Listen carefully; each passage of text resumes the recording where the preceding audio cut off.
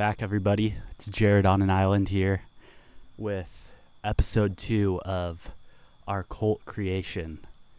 This episode, this next step is interchange. If you didn't watch my most previous video, it is about all of my insecurities, where I talk about my body fat distribution, my hairline, my personality, things I'd like changed about myself, but half of them are something I can change. The other half are things I'm stuck with, and just my daily insecurities that cycle through my mind. This next step of our cult is inner realization and inner shift to bring out, what people refer to as your inner light, your best version of yourself, the step that is going to move forward. And as I literally am making this video, I am getting this energy that, the thing that has kept me and kept you trapped is radiating an energy saying, don't do this, don't do this, don't do this, because there are consequences. But you have to be willing to break through those consequences in order to achieve the next level. This is something you know already based off what you've done with your life before. Anytime you get to the next step, anytime you think something like hill you need to climb, there's a set of challenges that you never expected that are there to limit and hold you back in a way that you need to overcome. But this is what we have to do. This is going to be a bigger challenge than anyone in any time period has ever faced, because this is the most present time period. This is the future that everything has been building up to this. And sadly, we're in a time period, in a situation where we have to do so much more of a massive change to correct the faults of our ancestors. But luckily, we have what our ancestors have given us. They've given us a lot of tools, whether they knew it was a tool or not, whether they used it for destructive purposes that have hurt the environment around us or not. We have an insane amount of tools. If I sound a little stressed, it's because it's extremely hot here in the Texas night, and my backyard's home to a lot of wildlife, so I'm gonna tell them right now, if you could leave me alone for the video. Skunks, don't be afraid of me, don't spray me, but if it happens, it happens. I already heard my cat getting in a little tussle with something over to the left, so excuse me if I'm looking around, but there's so many different things about bringing out your inner light that become a challenge. Like if you can hear this car alarm going off, interesting timing. People have constantly been coming up with this new way to look at things where it's the only reason why you're not accomplishing your goals now is because you haven't been able to see the reward in the future. You aren't able to remind yourself of the reward of doing it, because people can't, and this may be an IQ thing again, but people have a very hard time picturing what it's like if they do an action they haven't already done. So think of the goals that you want to accomplish, and when you know it's hard to complete them, and it's human nature to struggle with completing your goals.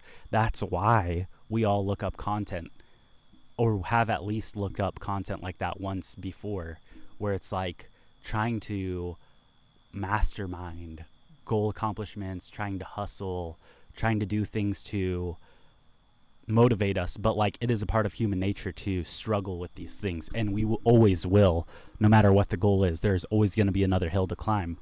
But we as a group need to get to the tallest hill now. We need to be running, not walking up hills now. This is the time for us to figure out the shortcut up the hill, because we can always work smarter, not harder, too.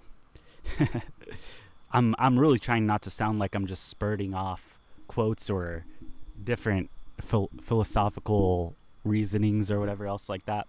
But I was thinking today, what are things that motivate me to do this, to create this cult and take us to the next level of civilization, society, correct bring back love and prosperity for each other.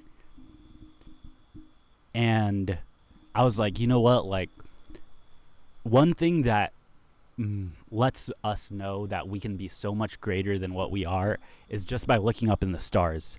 This is an evolutionary trait. Every time that your ancestors had a campfire, they were able to look up in the sky and see all of the galaxy, literally all of it. And only until 200 years ago, less than 200 years ago, when the light bulb came into popularity for city life and we had light pollution, anyone could look up and see all of the galaxy, literally all of it, unless it was cloudy. And even then, the sky still looked so much more beautiful than it does now. And that inspired them. Looking into a campfire and seeing the fire is something that does stimulates your brain in a way that brings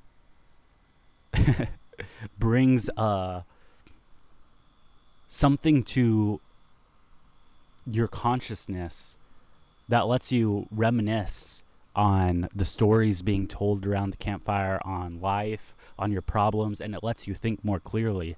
We don't even get that because LED lights are just constantly flickering right in your face. Stars, now, if you notice now, most of them also flicker in some weird red, white, and blue way all over the sky. The craziest thing I've seen is SpaceX. Their satellites just shine insanely bright for like 3 seconds and then disappear. And that's going to become a lot more common. It's going to be predatory to your brain. It's not right. And if you've ever been to a national forest, which I recommend you do, look up and like enjoy, like literally plan on staying up a little later just to stare at the sky for an hour. It will change your whole perspective on life. It will change, I don't know, it will just bring you so much more joy of a thing that you never knew you should have, and you will know that you were supposed to have it. You know, this ties into my insecurity video in that, like, we have to continuously remind ourselves not to have, like I said in step 1, not to have that ego. All of our worries are minuscule compared to our 1,000-year plan. They mean nothing, literally nothing. If you say, oh, I'm genetically inferior, oh, this isn't for me, oh, I've had all of these problems in life, there's one defining thing about you that determines that you are meant for this. You're here watching this now. You've already made the choice by watching this video. You don't have to decide anything. You're already committed. You're already a part of this. Your awareness will haunt you for the rest of your life if you don't commit to this, if you don't join this, and if you don't evolve into this. And in no way am I saying that, one, I'm not a prophet of this. I'm not the Jesus of this, okay? Jesus is number one. God is number one. And he will judge this organization for what it is, and this cult, or whatever you want to call this club, whatever, at the end days, okay? And we can only pray that we're doing the right thing. But we have a different perspective on how life should be, is, and where it needs to go. We have the perspective of the 1,000-year plan, meaning that we are thinking not for ourselves, but 1,000 years from now. So your genetic inferiority now means nothing, because of the changes we'll make, the mountains will climb, the problems we'll solve by 1,000 years from now. The only thing that matters right now is your commitment. And I would say, oh, this is like a butterfly effect. You do one little right thing and it evolves into something amazing. No, because the butterfly effect is chaotic. You don't know where it's going to end up. This is a 1,000-year plan because we know exactly where it's going to go. We may not have the most clear image, but we are drawing the painting one step at a time with our consciousness, with our ability to determine the future based off our conscious present today and our understanding of the past. Now, one thing that we will have to work on as an organization is to always throw out our preconceived notions. Even I will need to be told this, because like I said, I'm not perfect at this. I am just trying my absolute hardest to find the words to put it together for you and for me. I make these videos for my understanding too. we have to make sure that this is archived as well, because one day they will try to wipe this. So I would recommend that you think about your insecurities. I would recommend thinking about how relevant they are to your life. And then I would recommend throwing all of that relevancy out the window and gathering every positive of yourself and what you're capable of, even if it's the smallest thing, and recognize that that's going to be your paint stroke on this larger image.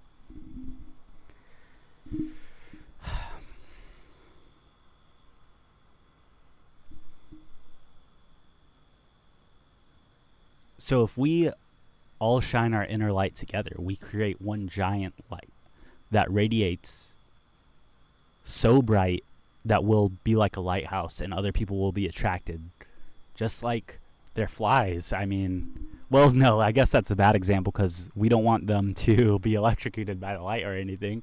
I mean, like, we want them to be as bright as us. So I don't know, maybe we'll be like the stars. You know, when you have one star shining, it may not be that big of a deal, but when you have 1,000 stars being able to be seen in the night sky, you are seeing a galaxy, and it's so incredibly beautiful. And it's something that's taken from us now, and we will bring it back. We, me and you are a part of this. And if you're one of these first viewers, listen, you don't have to do anything, first off, but look at that. The LED light outside is now shining. Okay, hopefully that turns off. But you don't have to do anything. But I want you to want to do something. You know, do something for the community. I also want to just say this point, just to bring up one other topic that's been on my mind.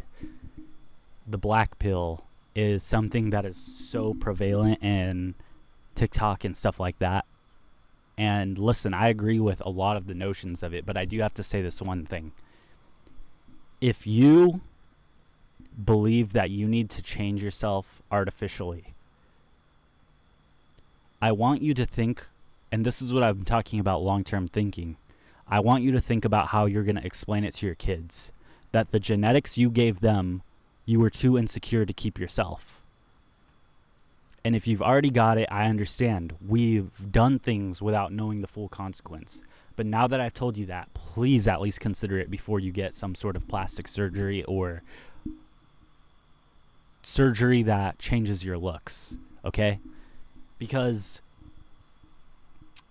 when you get, let's say, an example, just a random example with double jaw surgery, okay, to get a better jawline. When you have your kids and they have not as strong jawlines, obviously, because of your genetics, and you tell them, listen, I got this expensive surgery to change me because I couldn't handle living with what I just gave you. How are you gonna, that is not good for the 1,000-year plan, because now they're gonna feel like they have to do the same thing. And then if they pass on those genetics, you're not strengthening the genetic line, you're weakening it. So if you seriously feel that insecure about something like that, you know,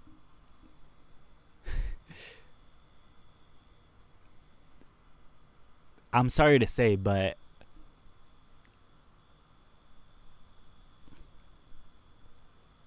this is the way of life telling you that you need to do something so much greater than what your looks are.